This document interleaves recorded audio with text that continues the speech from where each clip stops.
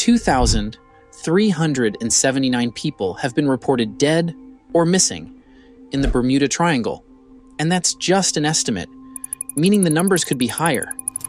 Anyone who crosses the triangle is playing Russian roulette with their lives, and 8 out of 10, they get the bullet. But one man was lucky enough to experience the mystery of the Bermuda Triangle and live to tell his tale. And what he described was so bizarre that it leaves more questions than answers. The Bermuda Triangle has long been shrouded in mystery, with stories of planes and ships going missing. Anything that touches the Bermuda Triangle disappears, or worse, is found dead. And it has been that way for centuries. We have proof of wrecked ships, planes, and even victims that were claimed by this mysterious force. So this is not an episode of maybe, maybe not. It happened, and we are here to understand it from the one person who is alive to tell his tale. This is the story of Bruce Gernon. I'm Bruce Gernon. Let me take you on a short trip through the Bermuda Triangle. My only escape from the squall was to fly through a dangerous vortex tunnel above the Great Bahamas Bank. The tunnel appeared to be about 12 miles long and was slowly shrinking in diameter. December 4th, 1970, Bruce was at Andros Island in the Bahamas. He was actually with his father and a business partner named Chuck. They were considering building a resort at Andros, so they were surveying the place. When they were done, it was time to head back home to Miami. Bruce is an experienced pilot, even at the young age of 23, and to add to his expertise was his dad, who was a veteran pilot. In such, they had flown from West Palm Beach to this spot more than a dozen times, so they knew the way like the back of their hand.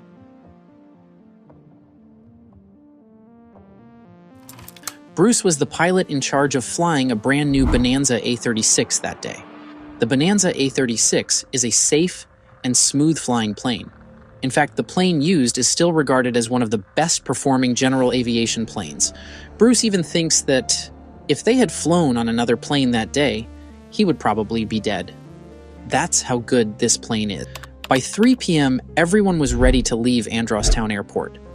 The trip usually took an hour and a half from Andros to Miami, and there were no problems or strange events along the way. Then you also had 2 expert pilots on a brand new plane. The flight was as safe as it could get when they took off. 10 minutes into the flight, Bruce notices something weird. As we started to gain altitude, I noticed an oval-shaped cloud directly in front of us, about 2 miles away. From its appearance, I assumed it was a lenticular cloud. While other clouds move across the sky with the air currents, lenticular clouds tend to remain stationary. The cloud appeared to be about 1.5 miles long and 1,000 feet thick, with the top of it reaching an altitude of 2,500 feet. It was white, with smooth edges, and appeared inoffensive. This was from his book, titled Beyond the Bermuda Triangle.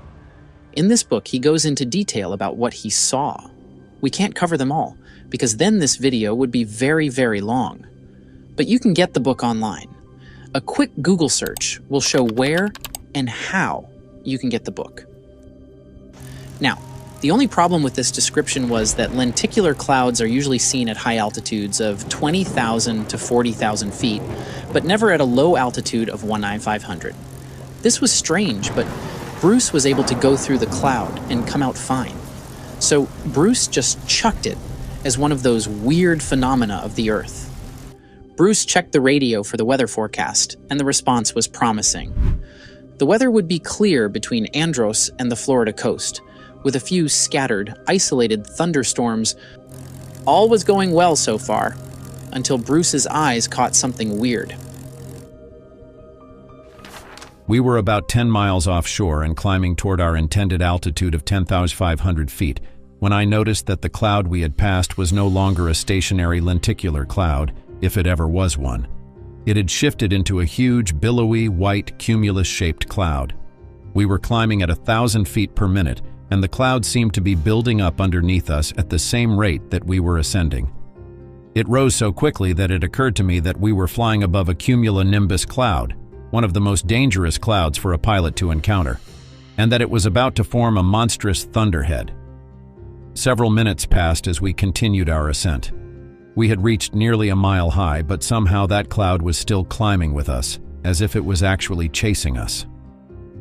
To my surprise, the cloud caught us and engulfed the plane. How was this possible?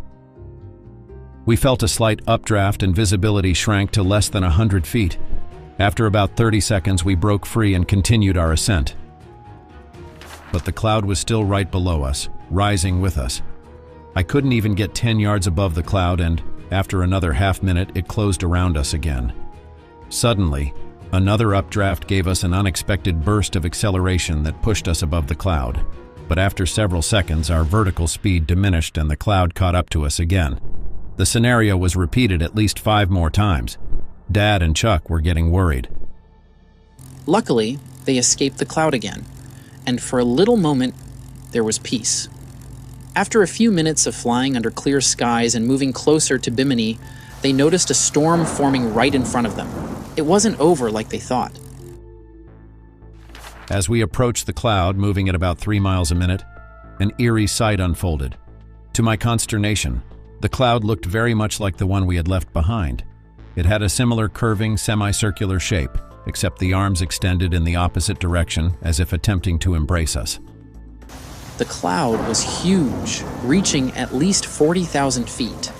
Bruce and his dad were racking their brain, trying to figure out how to escape from this situation, but every solution they brought up was blocked by a more bigger problem. For instance, they couldn't go under the cloud or above it because the cloud looked like it emanated directly from the ocean. They couldn't go around the cloud. It would take them off their flight path greatly, and it may be a problem in terms of not having enough fuel to reach their destination. The only viable option against all sound judgment and teachings both pilots had was to go into the eye of the tiger. It didn't reach a full second. As soon as the plane went into the cloud instead of around it, Bruce instantly regretted his decision. Once inside, I realized I might have made a mistake. Although the cloud was white and fluffy on the outside, the interior was dark, as if night suddenly had fallen. But it didn't stay dark for long. Bright white flashes lit up the interior of the cloud. They seemed to go on and off in a never-ending random pattern, and the deeper we penetrated, the more intense the flashes became. Even though there were no bolts of lightning, I had no doubt that we had entered an electrical storm. We were in trouble, and I was getting more concerned by the second. They were now trapped in a storm cloud, which, according to Bruce's description, looked like a large donut hole. A billowing prison with no way out. At this time, Bruce had flown about 10 miles in this dangerous cloud, trying his best to stay alive and find a way out. Then he notices an opening in the cloud.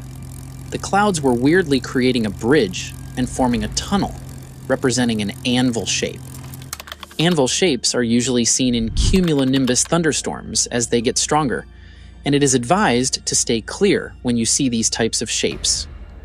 But this was the only opening that was presenting itself to Bruce, and their situation was getting drastic. Left with no choice, Bruce turned the plane 90 degrees to the right, trying to get out of this cloud through the only opening he could see. As they flew toward the aperture, they saw 2 anvil heads connect, forming a tunnel that was about a mile wide and appeared to be between 10 and 15 miles long. Its center was at an altitude of 10,000 feet. On the far side of this makeshift cloudy passage, they finally saw a glimmer of hope, a bright blue sky. This gave them hope to keep pressing on as Bruce entered the tunnel. I suddenly felt weightless and knew my seatbelt was the only thing keeping me from rising out of my seat. It was the only time I've ever experienced the sensation in my 50 years of flying. It felt like zero gravity, but it also felt like I was hydroplaning. At the same time, I noticed vapor at the ends of the wings that created parallel trails behind us. It also felt as if the plane was increasing in speed. After about 10 seconds, the weightless sensation vanished. I looked back and gasped as I watched the tunnel walls form a slowly rotating slit. I was relieved that we made it through, but I felt disoriented and asked my dad to check our position. He was always good at using the instruments to give me our exact location on the chart. This time he fiddled with the instruments for longer than usual. Then he said something was wrong. That was when I realized that all the electronic and magnetic navigational instruments were malfunctioning. Even the magnetic compass was slowly rotating counterclockwise as if the plane were making a turn. Their compass and every navigational instrument were not working accurately, but somehow they came out of the tunnel, and instead of the clear blue sky they had seen earlier, what they saw was a dull and grayish-white sky. There was haze everywhere, but not the usual type. This one was darker than usual. It started to look like they were in some kind of fog, but they could see a lot farther, which in itself was weird because in fogs, you can't really see that far, but in this one, they could. Bruce called Miami's air traffic control to let them know that he didn't know where he was and could use their help with navigation. The plane had a transponder, which was a new technology in the 70s that helped radar controllers identify the location of airplanes. So, Bruce was hoping that the air traffic control could use it to locate them, if only things were that simple. The controller simply replied that they couldn't see them. In fact, there are no planes on the radar between Miami, Bimini, and Andros. Bruce's dad, who was frustrated, snatched the microphone from Bruce's hand and yelled at the controller. "What the hell do you mean you can't find us on radar?" The controller was confused and just said sorry, but in reality, there was nothing they could do. How do they navigate a plane they can't see? Bruce's dad was getting more angry and yelling at the controller. So, Bruce ended the call, but told the controller to let him know if anything came up on his radar. Bruce calmed his dad and Chuck, and then focused on the mission of surviving. He gradually slowed the plane down to a maneuvering speed of 180 miles per hour, so that it could turn easily if needed. Just as usual, Bruce didn't know where he was. The compass, their one navigation system, was spinning out of control. They could be going in any direction, including right back to the dangerous cloud they just escaped. Luckily, he paid attention in aviation class, and was somehow able to create a sort of imaginary compass using mathematical calculations that pointed to true north. But of course, this was a calculation that could have errors due to how it was created. But half bread is better than no bread, and that was what he was going to use. At this point, they had been in the air for 32 minutes, according to their flight time. He did another calculation with his dad, and they estimated that they could be 95 miles southwest of Miami, and just under 20 miles from crossing the Bimini chain. In the best-case scenario, they would be across Bimini Island in 6 to 7 minutes if his internal compass worked. Worst-case scenario, they would be nowhere close.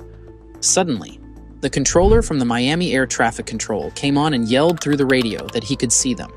Well, to be more precise, he could see a plane heading straight west over Miami Beach. Bruce checked his watch and saw that they had been in the air for almost 34 minutes. It shouldn't be possible. The whole trip should take 90 minutes, and that's in a good weather condition. So, how did they make it in less than an hour? He didn't want to believe the controller, or maybe the plane the controller saw wasn't their own. The fog started to break up little by little, and after a few minutes, the ribbons of fog vanished totally. Everyone in the plane could see the bright blue sky. As their eyes got used to the bright light, they were shocked to see Miami Beach right below us. The controller wasn't lying, they were really in Miami. Miami or not, Bruce and everyone were just glad to be out of the fog and see familiar ground again.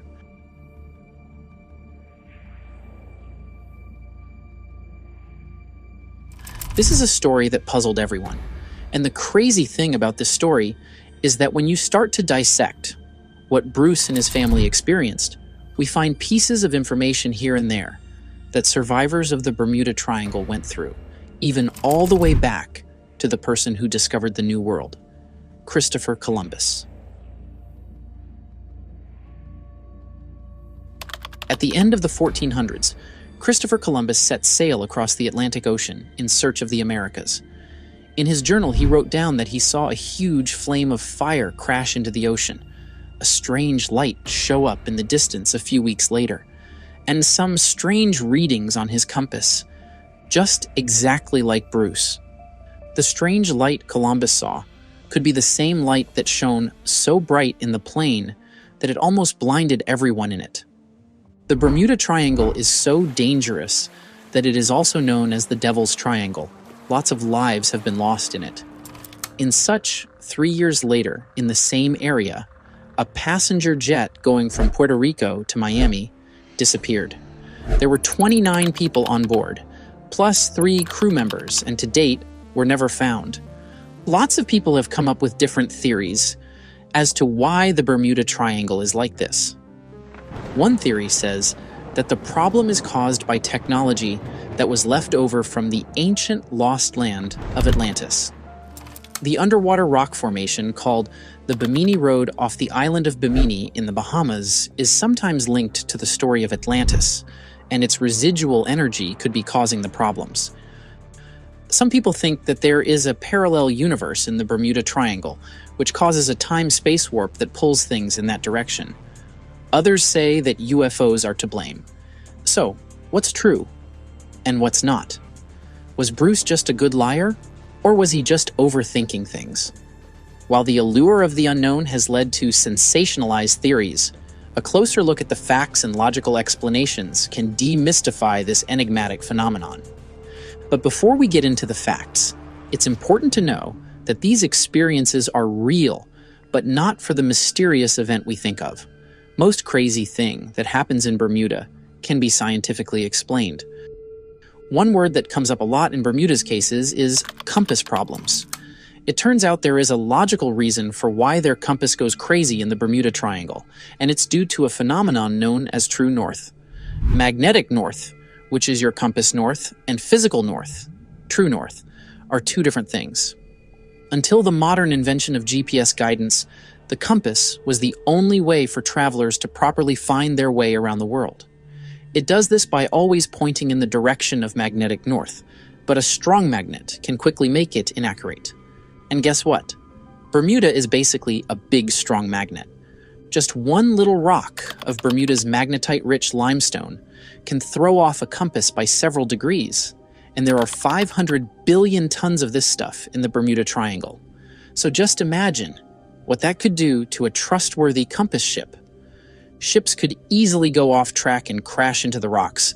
Planes would have trouble with both their compass and altitude readings, which means a pilot could get lost and make a fatal mistake. Secondly, we have methane hydrates. Methane hydrates is a type of natural gas that has been found in large amounts on the continental shelves, which has been used to explain some of the disappearances. Some lab tests in Australia have shown that methane hydrates bubbles can actually sink a scale model ship by making the water less dense. If these bubbles just happened to catch a ship, the ship would sink, and any wrecks would end up on the ocean bottom or be quickly spread out by the Gulf Stream.